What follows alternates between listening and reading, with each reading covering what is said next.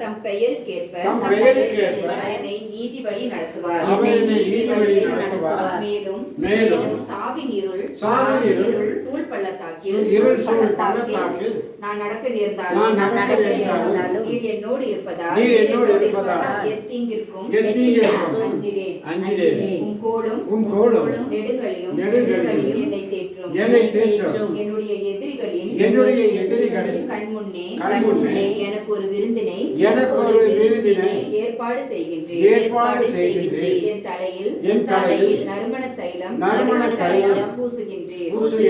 எனது பாத்திரம் நிரம்பி வழிகின்றது. உண்மையாகவே என் வாழ்நாள் எல்லாம் உம் அருளும் நலமும் பேரன்பு என்னை புடை சூழ்ந்து வரும். நானும் ஆண்டவரின் இல்லத்தில்